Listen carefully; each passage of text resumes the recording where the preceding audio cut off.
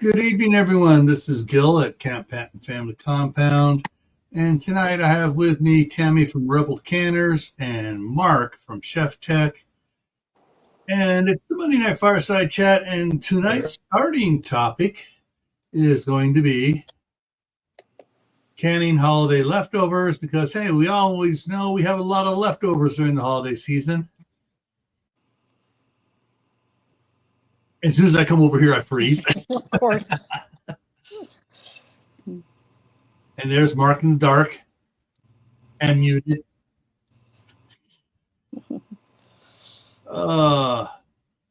Yeah. So I'll really Tammy in on the my boo-boo tonight. So I'd taken a shower, got out of the shower. I had the NyQuil and the DayQuil sitting on the counter there. I grabbed the wrong bottle, took a big chug. I was like, whoops, wrong one. And so I'm like, wake up. Oh. Well, let's see who all's in here. I see more people coming in every second here. So there was a meme about drinking NyQuil and DayQuil at the same time. It's just been a long time.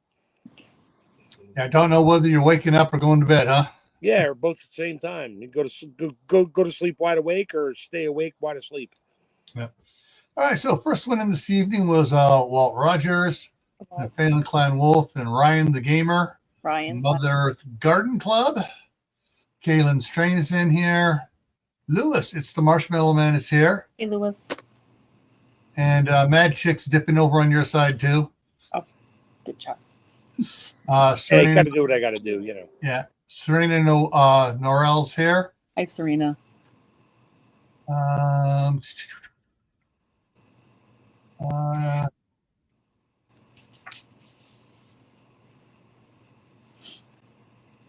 Unfortunately, Mark does not have light in the darkness where he's hiding at. See? Oh, Mark, it's tough to read my lips in the this, dark. Mark, you need to do this. Chest. Hello, can you see me now? Wait, I can do that. Let me get my other phone and turn it. There we go. Oh, Tammy disappeared. That works. Here. Glenn's here, How to Garden. And everybody's just chit-chatting there, so everyone's doing good. All righty. So later on this week, everybody can expect something like this, one way or another. And that's got to be a chicken, not a turkey, being served up there. But there's a lot of good stuff going on. So I got some thoughts of stuff that I've seen served at our family occasions. I've already gone over this a little bit beforehand with Tammy and Mark. Okay, it's going to do it one line at a time. Come on, let's do it all. There we go. I got to get those up there. Get all those. Clickety, click. Food. Yeah, food. I got to remove all that. So turkey is obviously, yes, we can can turkey. Oh, yes. And I bought 3 turkeys this year at 33 cents a pound each. That beats any chicken I can find anywhere. The cheapest I can find chicken is $1 a pound. So that's a great price. And those are going to be going into canning jars as soon as I can. And don't tell my family, shh, all of my canned chicken is really canned turkey this year. And most years. Yeah. I've already cooked 2 turkeys in the last 2.5 weeks for my German Shepherd. And the number one thing, and people have laughed at me, but people have actually gifted me their turkey carcasses. And turkey carcasses and ham bones make great broth stocks. Oh yeah. So I would always be like, hey, I will take that turkey carcass home with me if you're done with it. So if we're going to jump to that real quick, when I'm done with my turkey, like we'll have Thanksgiving and I'll cut off the bone, whatever. And then I will spend the next hour after dinner stripping all the meat off, all the bones go back in the tray, back in the oven to brown them. and then I make my turkey stock, so it's a super dark, rich turkey flavor instead of that light tan color, which is normal. And nothing wrong with it. It still tastes good, but I like to roast my bones a little bit and brown them so they come out really good. Yeah. Soup. My grandmother back when I was little, I mean, she'd cook the turkeys and stuff, but I never saw her making broth, but she did. Like you said, you stripped everything off, Mark, and then you made you roasted it and did your broth. Well, she stripped everything. I mean, she went in there and she stripped absolutely everything off the bones. And she broke up the bones a little bit and then did sort of like a turkey stew with dumplings on top. Ooh. Turkey stew with the bones or the meat? To strip the meat off the bones, put the bones on the bottom. She put like cheesecloth or something over them and the meat. Oh, okay. And then added more celery, which she always added celery and carrots and stuff to it. But the bones are on the bottom of the pan or the pot, the big pot. Right. And then she cooked the dumplings on top. And it didn't matter. We just got done eating at 2:00, Thanksgiving dinner.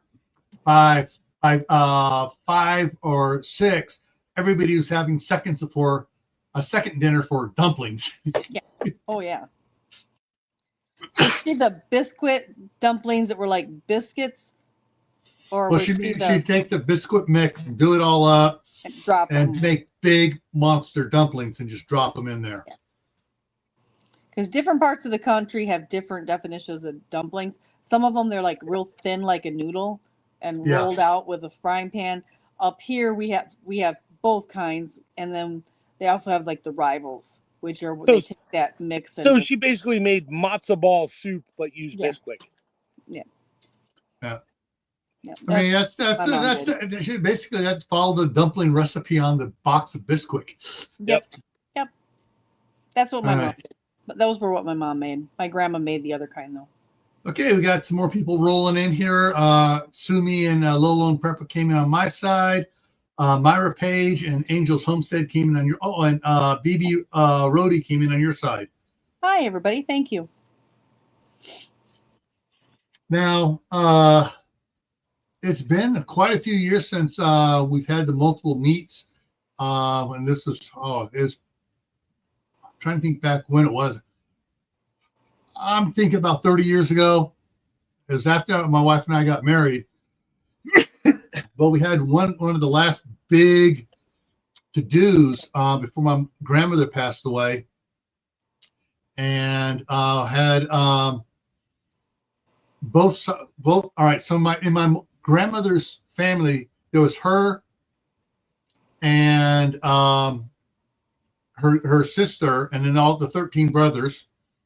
Well, my grandmother had 2 daughters, my mom and my aunt Evelyn June, and we both lived in Northern California, and all the family. So that group would all get together at my grandmother's house, and of course by now just about everyone's married. I think everyone was married by now.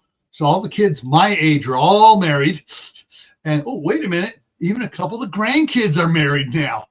And so we're all over there. And yeah, we had turkeys, we had hams, we had some brisket. So there were a lot of meats and stuff. And that last year, some people brought more than anybody could even imagine eating. And at the time, nobody was up to canning at the time.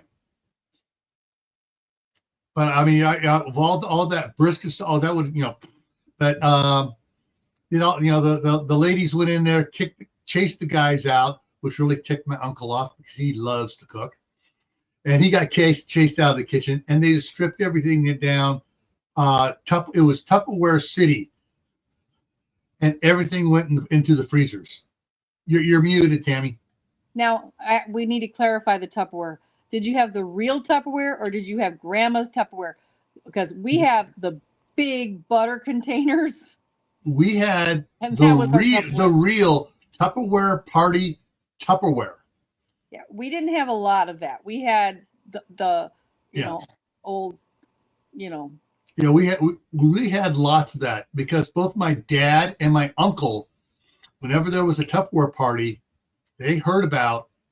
They'd contact one of the other ladies and say, "All right, this is the order. I want a place to surprise my wife for Christmas or for her birthday."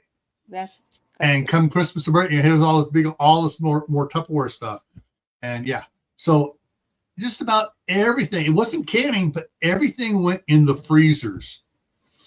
Yeah. My grandmother's freezers, my freezer, my mom's freezer, my chest freezer. I mean, yeah, everything went in the freezers that year.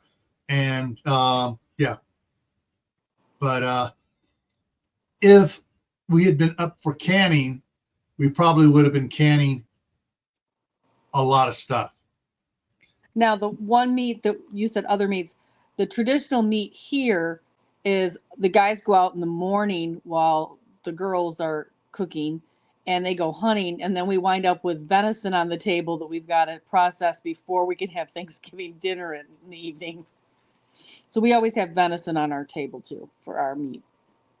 Yeah, my sister's husband's family up in Utah, um, they went hunting a couple days before so they could hang the meat a little bit before they did it.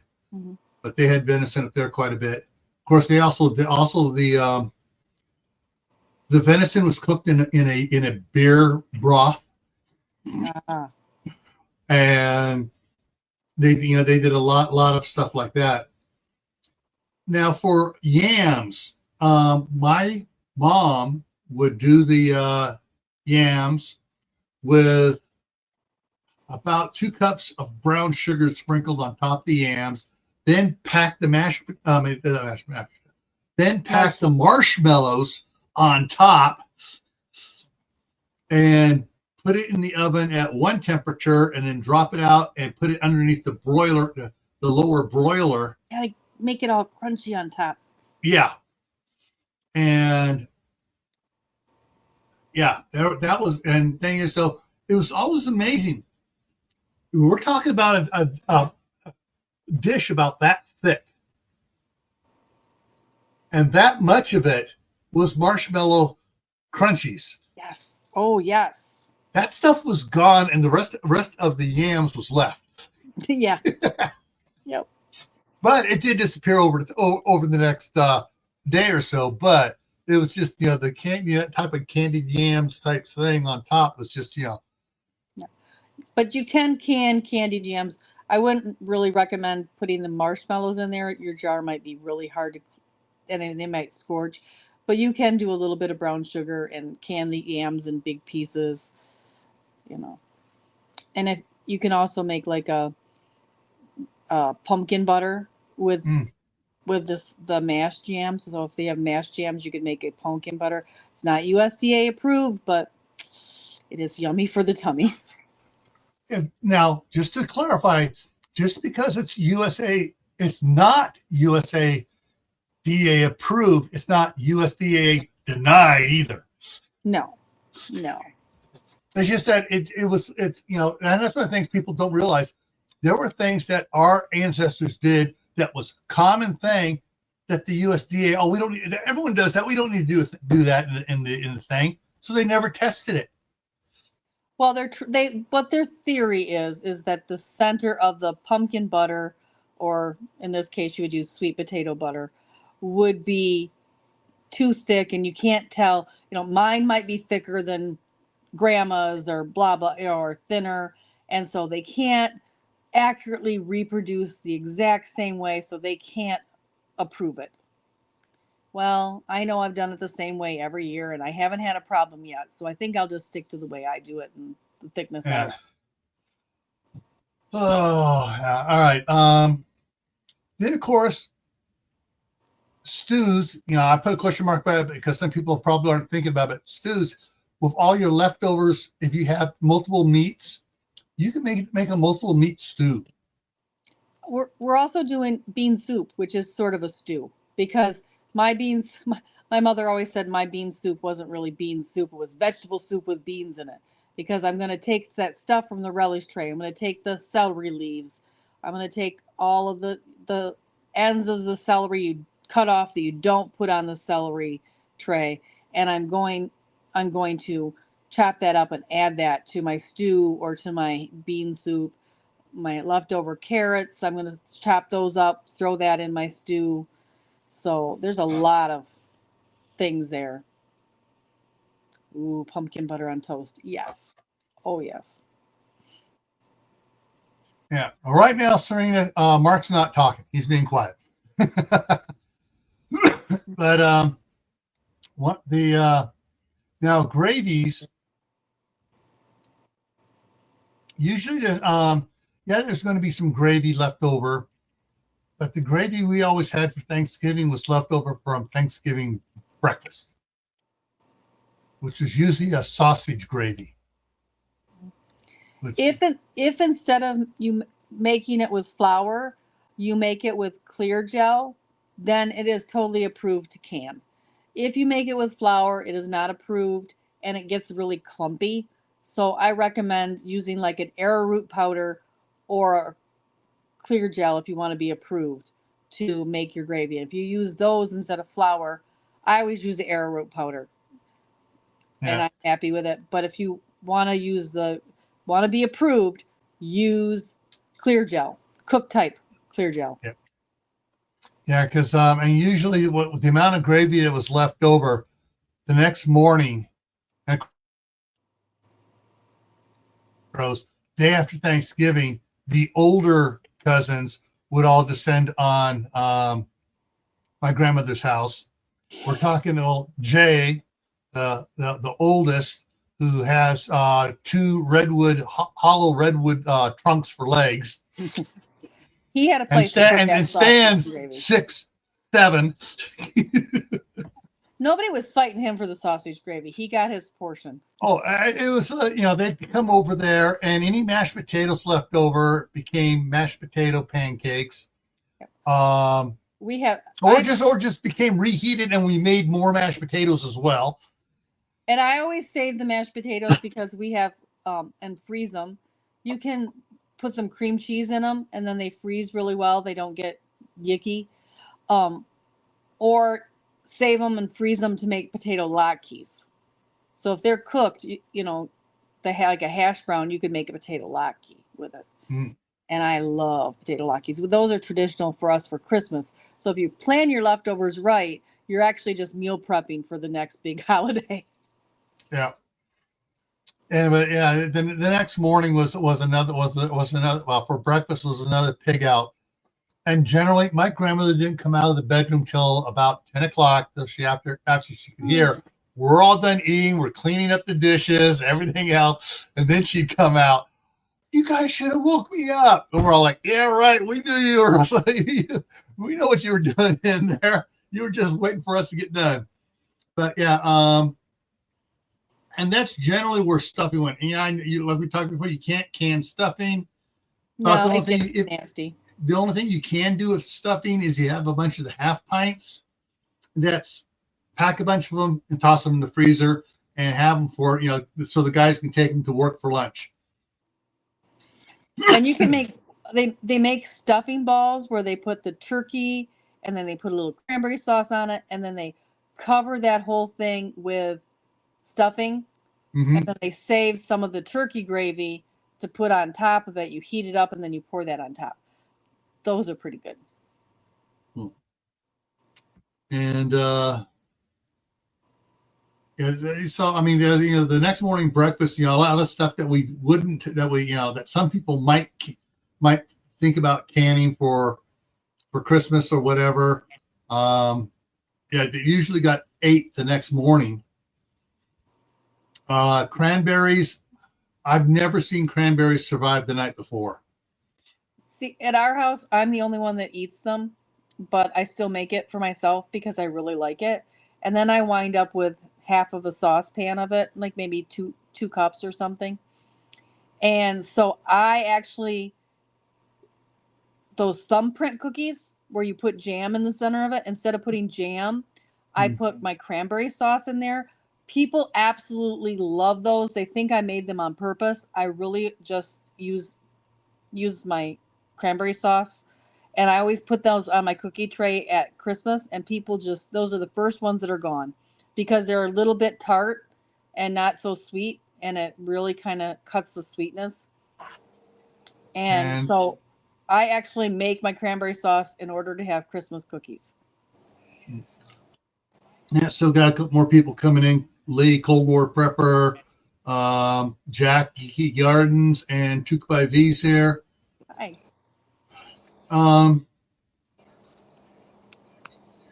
Yeah, and then of course we already talked about the relish tray. You had me add to the list here.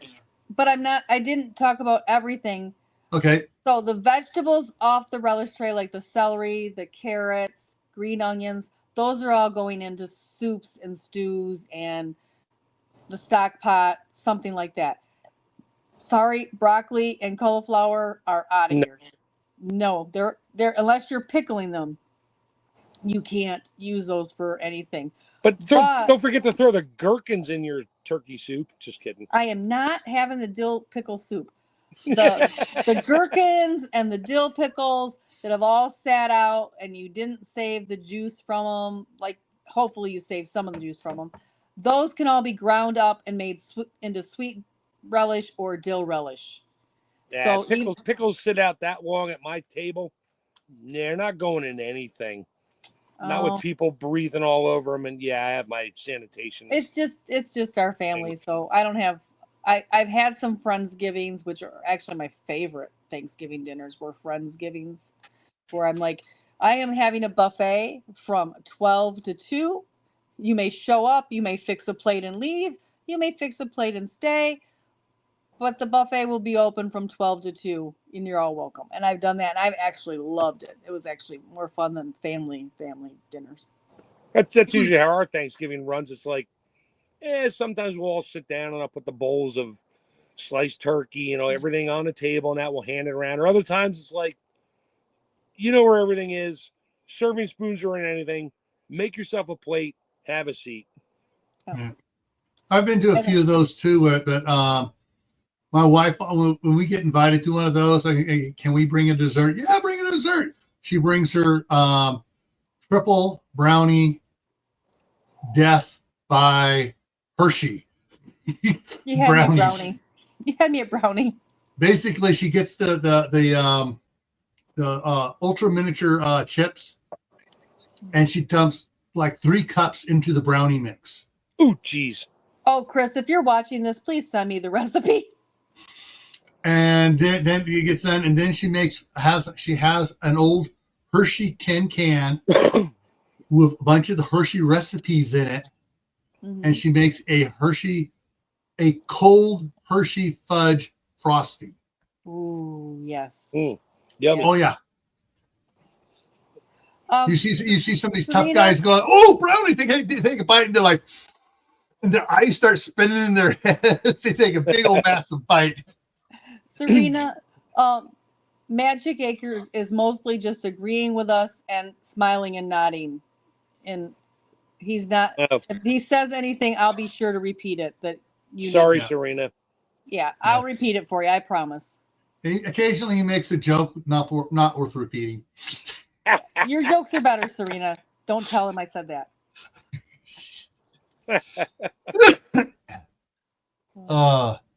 Now, on the soups, we didn't mention another traditional one here that we do is the turkey and wild rice. So we will take the turkey broth, chop up the turkey, chop up some of the green onions and carrots and celery real fine, and add some wild rice and regular rice and make a turkey and wild rice soup. Yeah. The green beans, from my perspective on my history, everybody seems to, we'll make green beans. Generally, they all make it the same way as my grandmother did. Green bean casserole, green beans, cream of So there is a lot of bacon and ham chunks in it and stuff like that. French fried onions? Yeah. No, not too much on that. That's green bean casserole. But basically, more green beans than anybody wants to eat.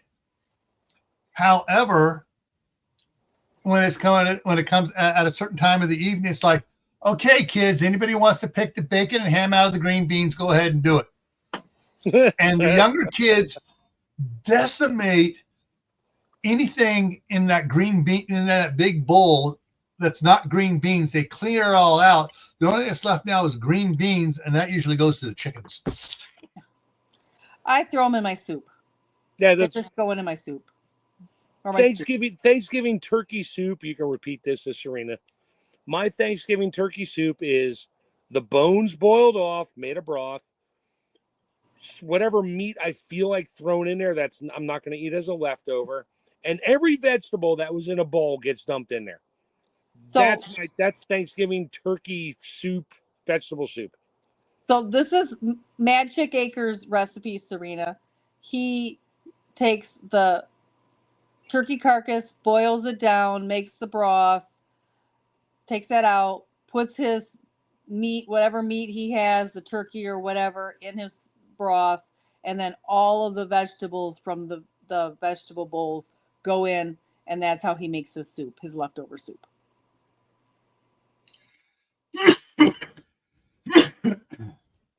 Yeah.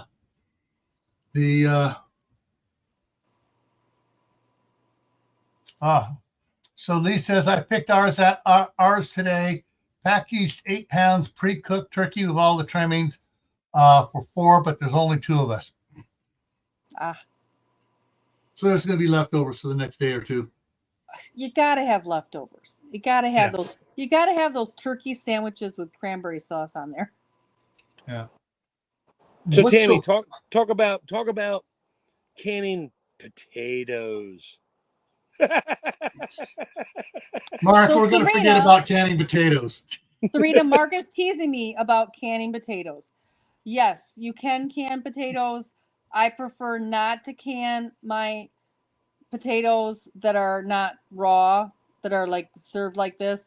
I would take and I would make potato latkes, which is mashed potato pancakes. So I'm going to take those and I'm going to freeze them. Hopefully I have some green onions I can throw in there and a little cream and make them all. So can you can mashed potatoes? You really shouldn't can mashed potatoes. They're not gonna. No, it's not gonna go well. It won't turn out like you think it will. They get really gummy. One of the things I've noticed though with in later years here with family affairs and stuff as my grandmothers, my mom and aunt, then us, which I call the first generation, large generation, and then our kids and stuff, and their spouses and everything coming in. With the potatoes, we wind up with baked potatoes. We wind up with cubed baked potatoes. Yeah. We wind up with the baby, a bunch of the baby reds, and even the baby purples and stuff showing up. And then we have a big vat of mashed potatoes, which all the little kids love mashed potatoes. They haven't developed the palate for the baby reds or the baby purples or any of those other ones yet. But afterwards, they all go together in one big pot and all get mashed together. So you have this kind of a reddish purplish hue to the potatoes for the what do you call it again? Latkes or potato latkes. Yeah. All right. My grandmother's maiden name is Schwartz, so we just call it potato pancakes. Yeah. It's the same thing. It's the same thing. And so my fun fact, I am not Minnesotan. I am not Scandinavian. Well, I am actually a little Scandinavian, but I did not know that at the time. My brother-in-law, that was his family tradition, was to have potato latkes on Christmas Eve. And so I made them for him one year, and they have been such a hit. That was 1989 that I made them for him because he came. That was the year he married my sister-in-law. And so I still to this day make potato latkes that was how a big a hit it was at our family for Christmas, and it's usually Christmas morning. What are you putting a potato latke? What is it? I'm yes, It I was is. a chef. I know. I just want to ask. It is. Mark is asking what my potato latke recipe is. You grate a raw potato, and then you add any mashed potato leftovers you have in there. And I always put a little green onion and maybe a little cream if I have some heavy whipping cream. It's optional. You don't have to add that. And then you add, for every potato, you add, well, 1 to 2 Egg. potatoes. You add an egg, and you add a little flour to make it the consistency of noodle dough. And then you fry them. We basically almost deep fry them in a cast iron pan with about that much oil in there, almost covers them, and then flip them over. And yeah, I make probably 100 of them every Christmas morning. Sounds yummy. What time should I be there? I don't know that I'm doing Christmas on Christmas Day this year. Uh-oh. It's a weird year. I'm not doing Thanksgiving either. I'm going to my daughter's, so I don't know. I'm not sure. I don't have little kids now. Sometimes it's good to let somebody else do all the work. You did it your whole life. Yeah, I don't have little kids, so like I don't have to get up at the crack of dawn and watch somebody open presents and then make potato latkes for an hour. So you can repeat this back here when I'm done. I'll try to be clear. When I make my wife, she's listening. She's going to yell at me if I say it wrong.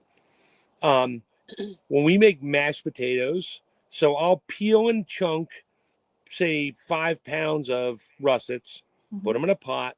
I will peel and not dice a head or 2 of garlic. Ooh. Throw them raw into the potatoes when they boil. So Then, Serena, let me stop, Mark, because I'll forget. You got to pause. So Serena, when Mark does his mashed potatoes, he does about 5.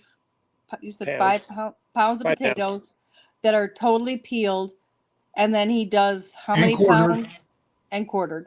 How many pounds of potatoes like that have a the skin on? head or 2 of garlic, depending on size. A head or 2 of garlic peeled, and some potatoes with the skin still on. And No skins. No skin. Oh, okay. I thought I heard that in there. That's why I was like, right. I peel the garlic and just throw the whole cloves in there. Okay. And So boil it. He peels the garlic and throws the whole cloves of 2 heads of garlic in with his potatoes when he is cooking his potatoes for his mashed potatoes. Now, I couldn't do that because sometimes I cheat and throw my eggs in. I don't throw eggs in my potato anyway. So but I do that to do my deviled eggs. So when I'm boiling my potatoes, I boil my eggs too. Sure. Sometimes. Anyway, sometimes depends. So I strain it out and then I mash it up and I throw in sour cream, butter, a little bit of milk, salt, pepper, and that's it. And it is amazing. That's my wife's recipe. Ooh. She told me how to do that way back. We've been doing it ever since. And oh my Lord, it is like, you don't really taste the garlic per se because it's boiled, but it just adds this roundness of garlic background. So Mark is in total black darkness. So if you still wouldn't see his lips move if he was on his picture. So Gil and I try to interpret, but then he takes his mashed potatoes with the garlic, drains it, mashes it up, salt, pepper, butter, milk, and that's his recipe for making mashed potatoes. He mashes the garlic. And maybe some sour cream, you said. And maybe some sour cream, yes. Yeah. I've never we've never have done anything with the whole garlic in boiling it before. That's something to look forward to because my wife buys the big huge things of granulated garlic and minced garlic where you scoop it out all wet and everything. She adds that to it.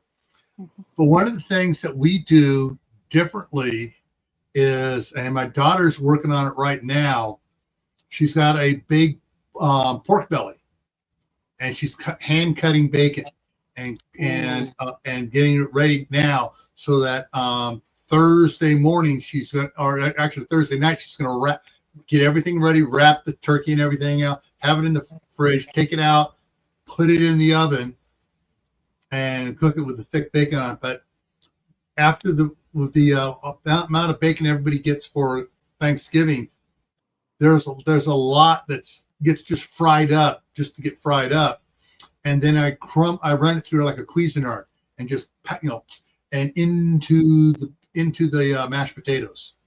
Oh, see, my grandson is coming to your house because he's 8 months old, and he mugged me the other day for a plate of loaded mashed potatoes, and it had everything in it. It had the bacon, the garlic, the sour cream, the chives. The only thing I didn't put in it was cheese or any cream because he is allergic to milk. Yeah, the sour cream at our place does not go into the baked potatoes.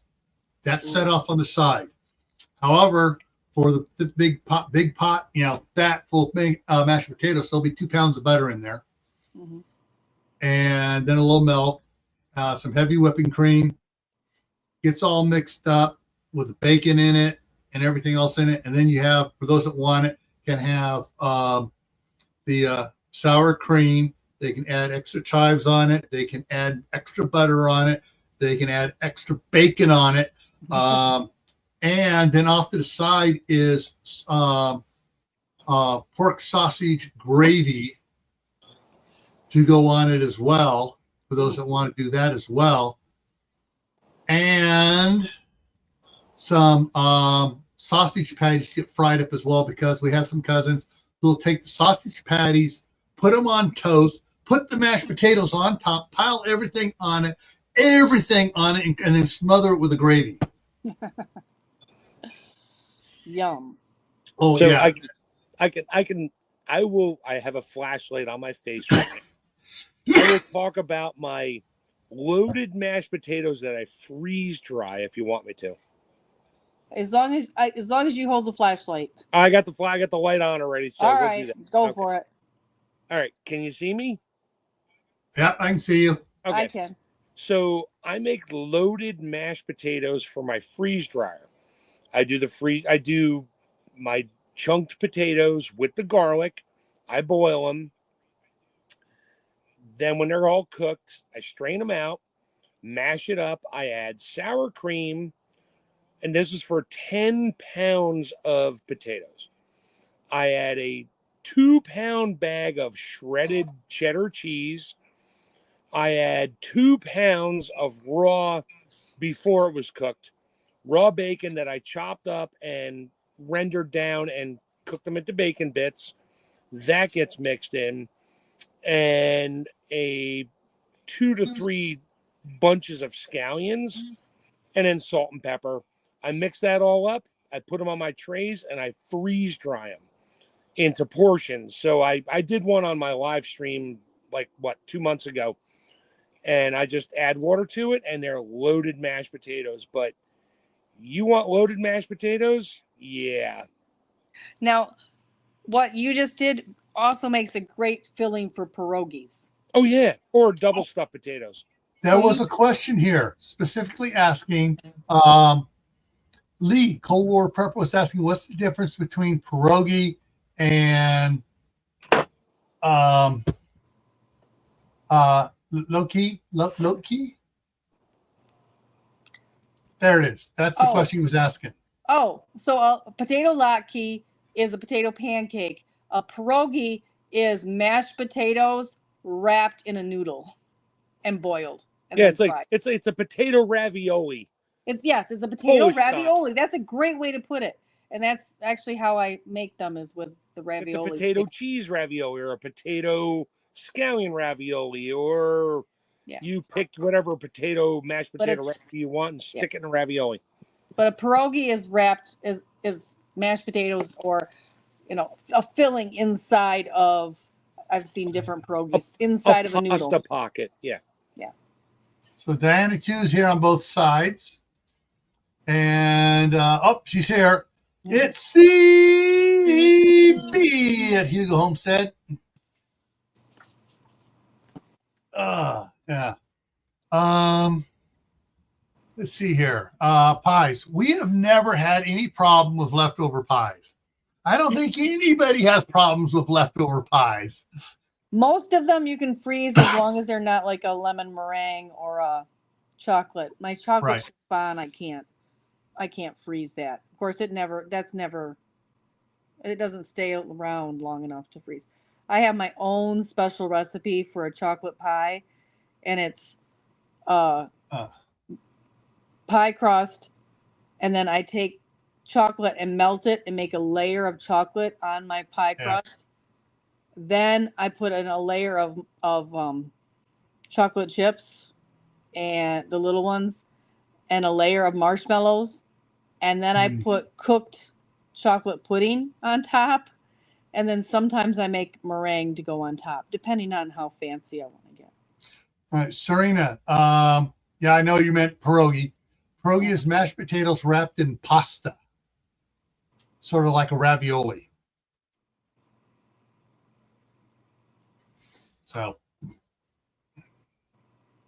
and of course, Joe hasn't done it in a year or so now. He used to do pierogi Mondays of all the different hot sauces. That's Garden State Gardener used to do that.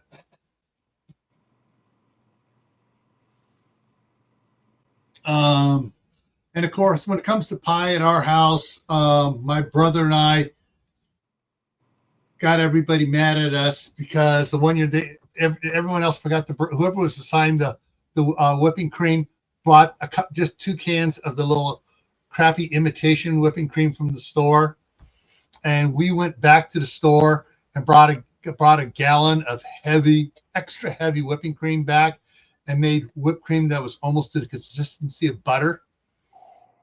And then we took our plate, we went plop with the whipped cream, and then we little wedge of pumpkin pie on top. Okay, we got our pumpkin pie with our whipped cream.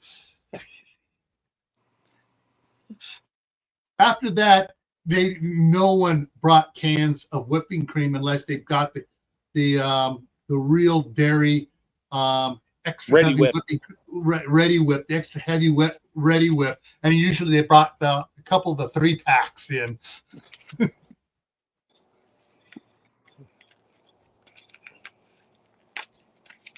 Okay. So you know we're not talking about canning? Well, we talked a little bit of things you can can. Now leftover rolls. Dinner rolls, yeah, you don't can dinner rolls. No. Yeah, you can. You just can't can them after they're cooked. Yeah. Oh, that's it. Hey, they're cooked, so you're not canning them. Yeah. This is leftovers, Mark. Leftover Monday. All right. What about stuffing? Can I think I was talking to my wife and you talked about that. Can I can stuffing? We totally mentioned stuffing. You don't can stuffing. Okay. If you have a lot of stuffing, you take little half pints.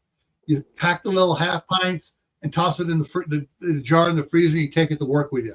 No, that's where you take a scoop of it. You put it in your waffle iron, and you mash it down and make stuffing waffles for dinner. Yep. Yes, I know. Serena, I told Tammy about doing it with turkey and everything else in there, and she's like, no. Serena, Mark uses this leftover stuffing to make a waffle that he uses as his sandwich bread for these leftovers. It's good stuff. Yeah. Stuffing is already leftover. Stuffing is taking leftovers and making it into something. Yeah, it's a double stuffing leftover. Was already leftover. I start saving my crusts of bread in August, September for my stuffing in November and December. That's already leftovers. I've recycled. I bought 2 baguettes last week just to have for stuffing. Yep. I just keep a bag, a bread bag in my freezer, and every time all the heels of the bread, all the this one got too dried out, we won't eat it. And I just throw those in that bag. And then when I get that bag full, I toast it. And then I have these big chunky croutons that I use to make my stuffing. No moldy bread, huh? No. That's because you put it in the freezer. See, if you freeze it, It doesn't go moldy, Mark. But it's penicillin bread. Everybody will get healed. I am Get not it? my mother. Healed bread. He's Healed. Mark is Okay. Mark is It was a teasing me CR about joke. moldy bread.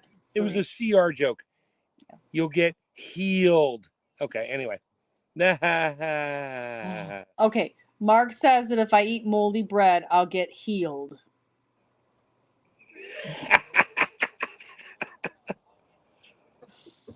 Oh. Anyway, now. You know it's a good joke when Gil drops his head down. All right. It's a dad joke. All right. So Serena says purple potatoes harvested in July already sprouting. So it's going to be 26. Dig a hole and throw them in the ground 4 inches deep or 8 inches deep, and they'll come up in the spring. Mark said to dig a hole, throw them in the ground about 4 to 6 inches deep, and they'll come up in the spring. Yeah, you can use them to grow. I would if they're just starting to chit and they're just slightly soft, I would go ahead and peel them. I would boil them. I'd mash them, put some cream cheese and butter in there, and so it looks like a casserole, and then I'd freeze it. Ooh, cream cheese. I never thought about throwing cream cheese in my mashed If you put cream cheese and butter in that instead of milk and sour cream, they freeze better. They don't get that. You know how potatoes sometimes get that, I don't know how to describe it. Like they separate the water. They get grainy. They get grainy. Grainy. Yeah. If you put the cream cheese in, they don't get grainy. Ooh, yeah, but what about the flavor? Is that better? Well, I mean, if you're going to go ahead then when you cook it and add bacon and all the scallions and garlic and all, yeah, you won't notice. You won't notice the difference. Trust me. Yeah. So corn, we talked before we went live, corn. Generally, if you got corn on the cob, generally everybody tries to get sweet corn on the cob. So you don't want to be canning that. No.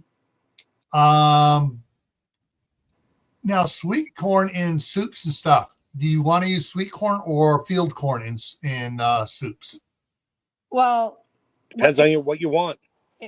Yeah. If you can sweet corn, if it's like the ultra sweet, it's going to scorch. The sugars in it are going to caramelize. It's going to turn brown. So you want a more field corn style corn to can than a sweet corn. So, but for leftovers, for what we're talking about, just take and make corn. Take the corn, the potatoes, the ham, and or turkey and make a corn chowder. Okay. All right. All right. So Tukba, if he has a question, we throw that one up there. It just popped up. No. Everybody tries to can eggs. You cannot can eggs to preserve them. I can freeze dry them. You will wind up with a stinky mess. I can freeze dry raw eggs. Yeah. Yeah. You can freeze dry them. You can, if they're raw, you can store them, water glass them, which is putting them in a pickling lime solution. But you cannot can eggs; they will not do well. And some people they like exploded in the jar. Everybody tries it. We all tell them you can't do it, and then they think they can, and then pretty soon they have a stinky, gross mess. And just make eggs. Just chop them up and make egg salad for the next day for lunch. I have never in my entire life had leftover deviled eggs last. Yeah, never. Oh, no. I never have. There's never any deviled eggs left over. They're all I mean, that's a great theory, but it would never work at our house. No, yeah. That's a. There are too many little kids around. Those things are going to disappear. Yeah. Yeah. If they last the next day to have some at lunch, like 2 or 3, it's because I've made 3 or 4 dozen deviled eggs. Yeah. All right. Let's get a look at the time here. You got 5 All minutes. right. Yeah, devil eggs go in a minute. Yeah. Yep. Hey, Sumi. All righty. So, tomorrow on wait, are you trying to go live tomorrow? I'm going to try to go live at 1 p.m. Eastern Standard Time. Ooh, I might be on there. My son has kind of messed me up a little bit because he only has a half day of school. So if I can get him on to school on time and get back here on time, which is cutting it close, I'm going to really try. I will try to be, it might be a couple minutes after 1. Don't hold me to exactly 1. I'll get a notification. I'm on vacation all week, so Okay. I was on Corsair Trainer with Steve, and Tuck by V was there. And I was, oh yeah, if you go live tomorrow, I'll get notification. I'll be on. All right. I'll send you a link. Okay. So Tammy's going to try to go live tomorrow. Tomorrow night, 6 p.m. Mountain, 8 p.m. Eastern is Tactical Tuesday. The topic is taking stock of your stock. In other words, what do you got in your pantry?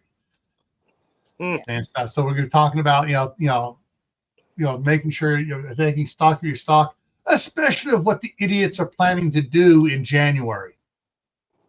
I don't think I want to walk little crybabies. All right. So, anyways, I don't think I want to walk around with my camera on showing my stock, but Yeah. So Tuesday on Gray Man Prepping is taking stock of your stock. Thursday is the Midnight Ride. Friday back here on Camppatton Family Compound. We're going to talk. We're talking futuristic stuff here. We're going to be talking about garden items to salvage first in a Tawaki situation. The end of the world as we know it. All right, so that's what we're going to cover on Friday. Saturday is going to be urban water scrounging for Survival Saturday on Gray Man Prepping. Tammy wants to talk. Hold on. Yes. On the topic of gardening, watch your mailboxes. I got my first seed catalog today. Yep. Baker Creek, the first seed catalog. My Baker Creek catalog came today. Cool. I know I've been getting the emails. I'm going to get rid of that there. I've been getting the emails from Johnny Select Seeds and M.I. Gardner and Mary's. And so I've been getting the email for the online stuff already. But I also took stock of my seed stock, and it's like, holy crap, I got so much stuff here. I got my Gurney's catalog yesterday. I'm like, I ordered so much stuff last year and I didn't plant 90% of it. Yeah. That's my winter stuff upstairs for the January. Let's plant some stuff. Yeah. All right. So Saturday, urban water scrounging. For those who are in the urban area, we're going to talk on Survival Saturday about, where can you find water? And I'm going to drop some exposures that people don't know about, where there are hundreds of thousands of gallons of water in an urban setting that will be locked off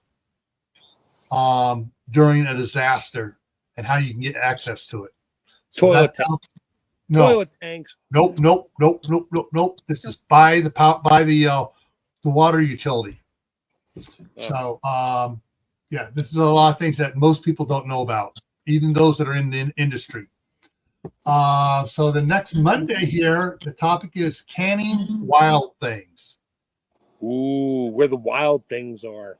Exactly, and that's what I got to find that for the cover here for thumbnail for it. Canning the wild things. Show the puppy again. Hi, puppy. Hey, puppy. Yeah. So that's what's coming up here for this next week. And just for those that Any pros. I froze. I'm back. Okay. I'm going to go one more day farther after next Monday. Next Tuesday is Faraday cages. Oh, okay. Cool. Because there was people asking about Faraday cages. I put it on the schedule. We're getting up there to it. So next Tuesday is going to be Faraday cages. Not tomorrow. Next Tuesday. And Moon over Miami just came in. Time for us to say goodbye. We're leaving. You guys. Good. Thanks for coming in. Bye. Thanks. Bye. All right, everyone. Okay. Check out your pantry. Make sure you got everything you need. That's something we're going to be talking about tomorrow is what's in your pantry on Gray Man Prepping. All right, everyone. Have a good one. Bye. Good night.